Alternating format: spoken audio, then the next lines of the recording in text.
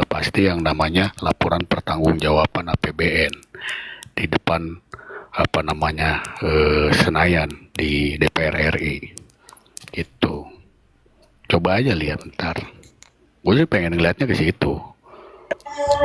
Kalau dia bisa pakai anggaran itu ya berarti bagus. Ya intinya buat rakyat lah ya. Butuh infrastruktur, kesehatan segala macem. Assalamualaikum Mbak Umi. Mereka, ayo dong, kita bersuara dong. Ya, Kritik kita keras dengarkan sudah suara Prabowo wanita itu. dulu ya, abang-abang tuh ya. Waalaikumsalam warahmatullahi wabarakatuh. Ke Mahelka dulu, Kak Umi ya. Sebentar Kak Umi ya. Kita dengar suara Mahelka di bagaimana nih. Silakan. Assalamualaikum Bang Cikoy. Aduh. Waalaikumsalam adekku, apa kabar adekku? Aduh, Baik. Dengar rame nggak? baik adekku. Aduh, tambah manis aja suaranya adekku nih. Aduh, Bang Cikoy tolong kondisikan Bang Sam ya Bang Cikoy. Ya. Nanti kalau dia macam-macam turunkan nanti aman. Silakan. Kan ini para suhu ya. Saya tuh melihat ini reformasi ini kan bicara tentang reformasi ya. Reformasi polisi. Sebenarnya bukan reformasi polisi, seharusnya yang harus direformasi itu anggotanya dulu ya, timnya dulu. Menurut aku sih ya. Masa menyelesaikan masalah orang yang bermasalah itu tidak mungkin terjadi, menyelesaikan masalah dengan orang-orang yang bermasalah. Satu, yang kedua, sepertinya adanya reformasi polisi ini untuk mendamaikan ijazahnya Jokowi, antara yang pro dan kontra dengan ijazahnya Jokowi, terkait ijazahnya Jokowi menurut saya. Karena apa? Track recordnya Pak Jimli itu, coba lihat selama dia kemarin pegang MK, apakah ada perubahan terhadap hukum di negara ini? Track recordnya Pak Jimli sebenarnya biasa-biasa aja, nggak ada perubahan yang sangat yang di luar biasa ya. Pak Mahfud pun setelah masuk kabinet, apa iya dia ada perubahan? Enggak juga. Membubarkan FPI malah iya. Apalagi yang lainnya, yang polisi aktif ya, itu sih ya udah tahulah itu rahasia, semua bermasalah. Jadi bagaimana akan menyelesaikan hukum, bagaimana menyelesaikan di tubuh Polri yang udah tahu semua yang bermasalah itu ya. Ya itu ya, maksudnya saya tidak mengerti dengan cara pola pikir Pak Prabowo, tapi yang saya lihat, ini kan pendapat saya, Pak Prabowo itu kalau ada salah satu pidato dia, jangan ada punya dendam. Nah, bagi saya gini ya, Pak Prabowo itu berdiri sekarang itu pilihannya itu mau di mana? Posisi di kepala negara kah? Pengusaha kah? Atau ketum parpol? Kalau memang kalau Bapak berdiri di kepala negara, saya tuh ingin gini, posisinya dengan Pak Jokowi sebagai teman silakan, mau bestian, mau lengket, mau apa silakan, itu haknya pribadinya Prabowo. Tapi ini adalah bestinya dia, ada jeratan hukum yang harus banyak sekali harus diselesaikan. Berdiri dia harusnya bisa tidak, dia berdiri sekarang menjabat sebagai kepala negara, menyelesaikan hukum. Susahnya di negara ini budaya bahwa jadi gini loh, dibudayakan pengertian bahwasannya orang-orang yang punya pejabat misalnya seperti RI1 itu seperti kebal hukum, budaya kebal hukum. Ada tuh Jawa, apa sih kalimatnya Jawa tuh, ada yang mendem jeruk ninggung luhur, apa luhur itulah, itu budayanya Jawa itu loh. yang dibudayakan itu sebenarnya jelek ya.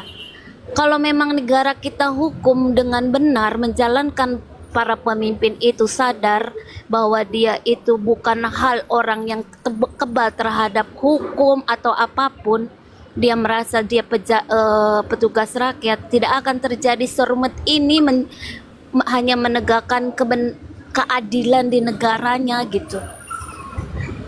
Enggak serumit ini, itu aja. Maksud saya tuh Pak Prabowo tuh mau berdiri di mana? Mau bestian silahkan, tapi kalau Anda berdiri di kepala negara, ya bersifatlah kepala negara, tegakkan hukum konstitusi yang benar. Jangan dengan kata lain mendirikan reformasi polisi. Sebenarnya Pak Jimli ini tuh tipikalnya orang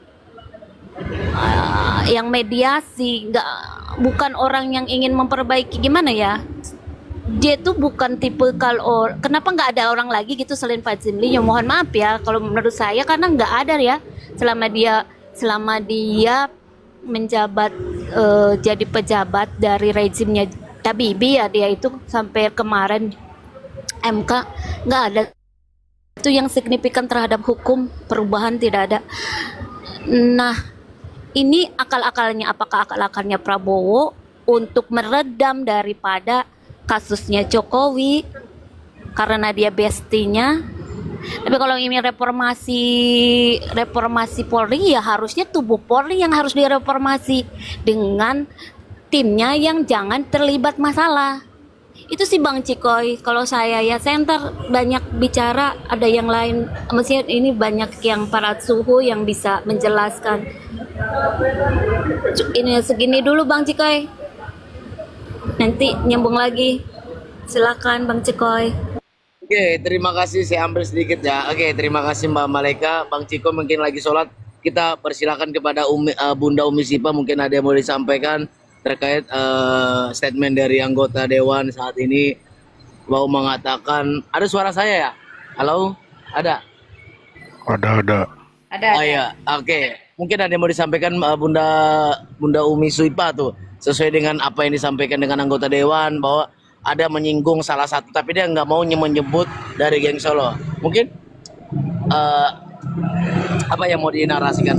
Waktu dan kesempatan yang kami persilakan kepada Bunda Umi. Iya, terima kasih. Ya kagak mau lah. Orang sekarang udah ada di pihak situ. Ini kan orang dari Partai Demokrat. Kemarin juga AHY nyinggung-nyinggung soal kereta cepat, dikritik lagi sama PSI. Alah, kata gue. Tahu aja Bang, bener Bang, gua mah. Alangkah dagelannya politik di negeri ini ya. Pertama begini, gue pengen apa ya, memberikan beberapa hal ya kan ya. Kita bicara masalah ijazah dan lain sebagainya. Jangan lupa teman-teman, ijazah itu yang punya badutnya. Badutnya yang dikejar, banditnya yang kerja. Tiba-tiba tuh keluar apa namanya KUHP yang baru ya kan. Aduh, kucluk juga gitu kan. Inilah maksud gue begini, ketika masyarakat ini mulai fokus kepada satu hal, ada hal yang lain yang dilakukan oleh bandit-bandit di ini ya. Betul, Kenapa? betul. Iya. Betul, lanjut. Betul, ada hal yang dilakukan oleh bandit-bandit di negeri ini, gue pikir ya. Aduh, teman-teman semua, ketika orang mengatakan begini, ya, Roy Suryo itu adalah seorang kriminal. Dia sudah masuk tuh jerat polisi tuh, sudah ditersangkakan dan lain sebagainya. Gua kata, kalau Roy Suryo itu memang kriminal, ya lu sebagai pendukungnya, sebagai pendukungnya pelapor, lu tuntut itu yang namanya Jokowi itu keluarin ijazah aslinya supaya dijeblosin tuh Roy Suryo ke penjara. Kenapa? Karena sudah terlalu banyak energi kita, teman-teman semua. Sudah terlalu banyak energi bangsa Indonesia itu yang dihabiskan ke urusan ijazah, teman-teman semua. Sekarang dikatakan begini, oh yang berhak meluruskan ijazah itu adalah UGM. Kemarin ditanya tuh UGM, ada kagak salinannya? Tidak dalam penguasaan kami. Kan kucluk juga, ya kan? Gimana? Orang bisa memutuskan kalau ijazahnya itu benar adanya, tapi kagak punya salinannya. Gue juga bingung nih, otak gue muter-muter ya kan, ke situ-situ juga. Teman-teman semua, bagiku ini nggak bakal terbuka lebar kok urusan ijazah ini. Jimli aja udah bilang kita akan memediasi Roy Suryo. Lu pikir ini kasus perceraian, Jimli? Ini kasus ijazah, Pak. Bukan kasus perceraian. Kagak perlu ada mediasi, ya kan? Udah masuk jalur hukum, ya lu dorong hukum itu supaya ditegakkan seadil-adilnya, gitu yang harusnya dilakukan, bukan mediasi-mediasi. Masa iya ya kan tim reformasi Polri ngomongnya mediasi, nanti semua orang yang korupsi di negeri ini judulnya mediasi, udah judulnya. Tambah hancur, iya reformasi kehancuran jadinya jatuhnya. Maksud gue gini loh teman-teman semua, oke lah nggak apa-apa kita kejar tuh yang namanya ijazah, tapi ini nggak bakal terbuka. Gue punya keyakinan itu. Ya elah, yang punya tombol on off-nya itu banditnya, ini badut ya kan, banditnya kagak bersuara. Lu tak lihat deh urusan ijazah ini, ada nggak parpol yang bersuara? Satu aja parpol yang bersuara, kagak ada. Orang Nggak ada. Gak ada. Ada Bunda, Nggak ada. dari ada. mana? PSI. Yang ada buat undang-undang, Bunda. PSI. Undang-undang untuk mencegah itu, Bunda. PSI yang ada ya kan yang bersuara ya yang itu. Ini orang dari Partai Demokrat aja kagak berani ngomong Jokowi kayak gue ya kan. Jokowi udah gitu aja, Pak, susah amat dah gitu kan. Buat gue sih kita udah terlalu banyak energi kita dimasukkan ke situ. Nah, ketika energi kita masuk ke ranah ijazah, ternyata wah bandit yang lain mulai bekerja. Inilah apa ya, bagiku semuanya sistemik teman-teman semua. Kalau kita nyalahin satu tokoh itu tidak bisa bekerja sendiri. Hai teman-temanku yang paling berpikiran ya, para pendukungnya anak Abah, tokoh itu tidak bisa bekerja sendiri. Dia punya orang-orang yang ada di belakangnya. Jejak digital, men, lihat dia kan, partai mana aja tuh yang waktu itu ikut bareng Jokowi, mana suaranya? Kuculuk semua, sekarang pada diam semua. Makanya gue bilang kalau abis mandi junub tuh sabunan. Dan Pak Prabowo pun Udah kekenyangan, Bunda. kenapa kagak bisa? Gue juga bingung ya Pak Prabowo, kenapa nggak bisa apa-apa? Kalau dikatakan bener mikul dhuwur mendem jero, tapi mikul dhuwur mendem jeronya tuh kagak kayak Soeharto ya kan? Kalau Soeharto ya udah, gua banditnya, gua rajanya, gua bandarnya gitu kan. Ini kagak, kayaknya masih takut dengan A, B, C dan D. Gue juga bingung. Kalau mikul dhuwur mendem jero ya itu juga salah juga. Karena apa? Karena kasusnya itu bukan ke ranah politis ya, tapi udah masuk ke ranah pidana, korupsi dan lain sebagainya. Dan gue seneng banget Mahaleka mengatakan begini, Pak Mahfud MD itu justru juga membubarkan FPI. Gue tuh dari dulu pengen banget ngomong itu kan. Ternyata yang benar kata Pak Mahfud MD ya, Pak Mahfud MD itu pernah mengatakan begini, seorang orang berhati malaikat kalau udah masuk dunia politik akan jadi iblis. Gue balikin lagi, Bapak kagak, gue bilang kayak gitu kan. Tadi dan gue mulai berpikir ya, oh ternyata ya Habib Rizik Syihab itu orang yang pertama kali menentang Jokowi sejak 2012 itu adalah seorang Habib Rizik Syihab, di mana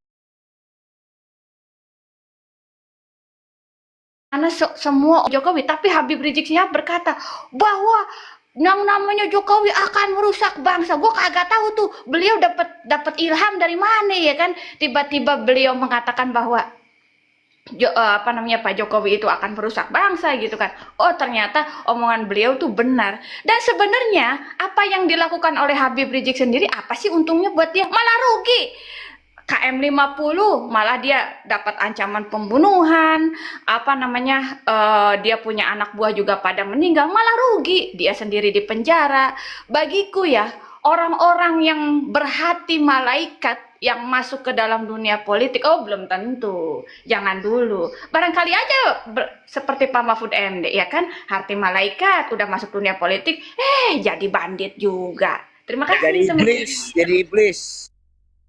Iya jadi iblis, bener Bang. Jadi semua yang sepertinya, seperti malaikat, jangan-jangan dia iblis sebenarnya. Ya bener gak, Bang Sam? Jadi apa yang disampaikan Bunda Umi ini memang fakta, memang nyata. Sedikit ya sebelum ke Bang Black. Jadi kalau menanggapi terkait permasalahan reformasi Polri ini, ibaratnya kita nih berantem di komal-komal. Jadi narasi kita nih apa ya, harus mengikuti permainan-permainannya si ternak-ternak Mulyono. Makanya Bang Rifli Harun, Bang Risman, Bang Roy keluar out langsung dari itu. Karena apa, mereka nggak mau terjerumus dalam satu kolam, karena mau mengikuti buah pemikirannya si reformasi Polri ini. Kita tahu, kita sangat diperhatikan. Yang berdiri siapa di situ? Ada Polri, ada Pak Sigit, ada lagi si siapa namanya pengacaranya Vina yang kasus Jessica itu. Ini orang-orangnya. Supaya apa? Supaya untuk meredam suasana terkait masalah ijazah. Itu karena apa? Mereka ini percuma sekolah tinggi-tinggi tapi takut sama Jokowi. Itu dulu. Terima kasih. Jadi sekarang itu kalau kemarin kan gini Sam, yang menuduh harus membuktikan. Nah sekarang berbanding terbalik, yang melaporkan berani membuktikan. Lanjut Sam, tuh di siapa ada tamu baru. Oke, Bang Black, mungkin ada yang mau disampaikan Bang Black. Assalamualaikum. Saya sedikit mengambil jadi host dulu ya. Terima kasih buat penonton. Mungkin ada yang mau disampaikan Bang Black. Magic, halo Bang Black. Buka mute-nya Bang Black. Assalamualaikum warahmatullahi wabarakatuh. Salam hormat untuk semuanya. Waalaikumsalam warahmatullahi wabarakatuh. Bang Dontra dan Bang Abe dan Bang Sam ya, dan kawan-kawan yang lain. Semakin menarik makin kesini Bang ya. Dan nampaknya analisa dari kebanyakan kawan-kawan ya yang saya kenal tadi, nampaknya ijazah ini tidak akan dibuka secara terang benderang Bang.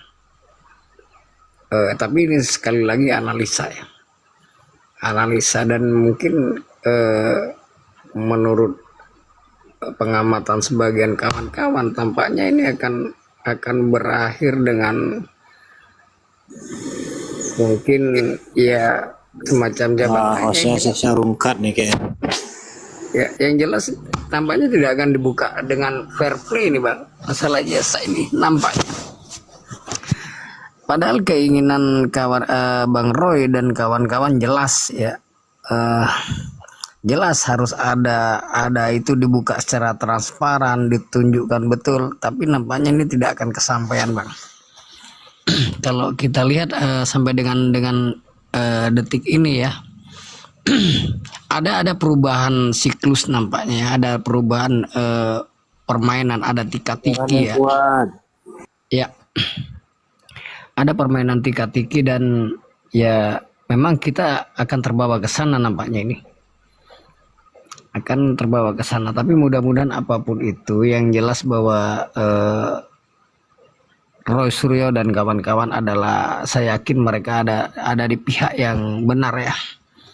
Saya yakin itu. Terus berjuang, jangan pernah berhenti oleh apapun, selalu suarakan kebenaran dan lawan setiap ketidakadilan. Sekian Bang Sam. Oke, terima kasih Bang Black. Mungkin Sam, TikTokan aja. ini Kita TikTokan aja. hostnya, wah kayaknya mau rungkat kayaknya nih Sam nih hostnya nih. Ngeri nih. Nah, enggak usah lagi teleponan sama janda, lanjut aja kita diskusi aja terkait dengan tema yang saat ini. Lanjut aja, lanjut.